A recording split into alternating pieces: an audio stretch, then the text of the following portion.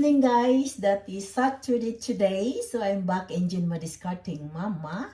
Video for today ay making pork lumpia dahil may order ako ngayon for tomorrow. For the Norwegian Mother's Day tomorrow. So may nag-order sa akin ng pork lumpia. So ang gawin ko lang, i-fry ko muna yung onion dito sa oil, mainit ng oil. Yan. Try lang natin kasi extra yummy yung ano natin. Yummy, yummy. Ganyan lang ako magluto guys. Pwede lulutuin mo yung ano, yung karne, pero sa akin, iano ko lang yung ibalot ko siya ng hindi siya pinapry yung pork. Lulutuin lang natin ito. And then gawin na itong garlic. Mayroon tayong garlic. Yan. And then tuloy lang natin ito. Hanggang siya medyo ma-fragrant yung color natin. Ito na. I-set aside lang natin palamigin yung ano natin fried onion. So, gawin. Meron ako 1,600 gram na ano ito guys, pork and medyo beef siya. Mix siya 50-50%. Pwede ka makabili dito sa Norway na 50-50 na yung karne niya. 50-50 na pork, 50-50 na beef. So, ito na siya. Ihalo ko lang siyang ganito.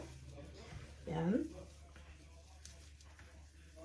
And then, mayroon tayong 3 tablespoon na pepper powder and 3 tablespoon na salt.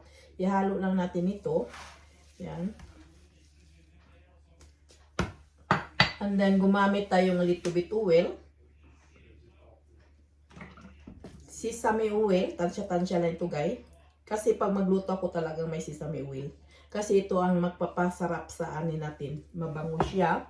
Gumamit tayong oyster sauce. Tansya-tansya din ang oyster sauce ko. Nasa sa inyo, of course, gumamit tayong sugar. Yan. And I have chopped na carrots. So, imimix lang natin ito lahat. So, ihalo lang natin lahat ng mga ingredient nito. Yan. Gumamit lang ako ng disposable na gloves. Parang hindi yung natin yung kamay. Yan. Pwede lulutuin ninyo ito, pero sa akin hindi ko na siya niluluto. Ibalot ko lang ito siya na hindi luto. I-fry ko ito siya. I-deep fry ko ito bukas na. Yan. And then ihalo natin yung fry na onion. Yan. Naka-fry yung onion. Madali ko lang hindi sayang. Guys, diba? Masayang siya pag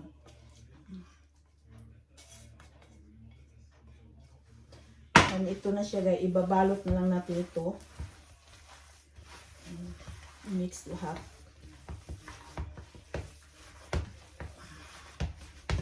Mix lang. Para mahalo lahat.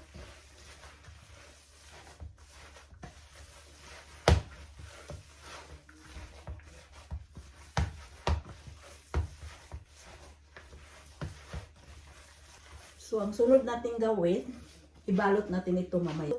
Mayroon akong rice wrapper, almost 40. So, umpisa na tayong balot. Gumamit ako dito para magkaparehong size. Ganyan lang. Bali, dalawa siyang ganito. Gawin natin half and half para medyo ang laki. So, ganyan lang natin. Hindi ko siya niluto. Yan, lagyan natin kaunti. And then, ibalot natin ganyan. Parang ganyan. And then, pwede lulutuin niyo yung karne. Nasa sa inyo na yan. Sa akin, hindi ko siya niluto. And ito na siya. Then, lagyan natin yung water sa dulo para didikit yung natin. Yan. Ito yung lumpia natin, guys. I-fry natin ito bukas. So, ituloy ko lang. Yung pork beef lumpia. Nakapack na yun last night. Niready ko na siya. And then, ito na this morning, kasi order ito sa isang kaibigan ko. Ito yung nagawa ko na guys. Almost 60 pieces and 1 kilo and 800 gram. So, next step natin gawin, i-fry na natin yung lumpia. Fry sa ating lumpia. Ano lang, medium temperature dahil para hindi siya masunog. Dahil yung laman nito hindi luto, guys. Mainit na yung ano natin.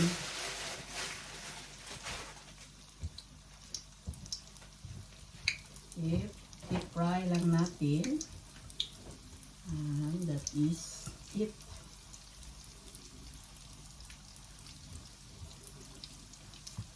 Sa medium temperature, dahil yung laman ito, hindi ko na siya na-fry. Ang ginawa ko lang, minarinate ko lahat yung pork and then yung beef sa ingredient. And then pagkatapos,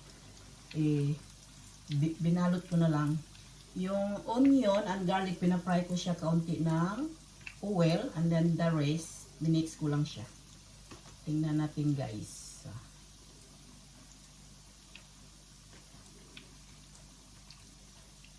Yan, ipafry na natin dyan.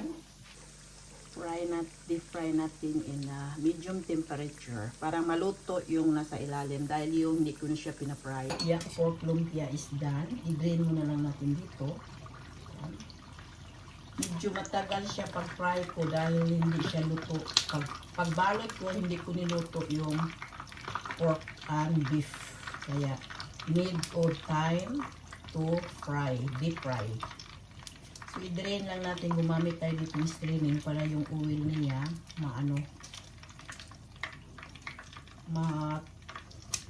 yan.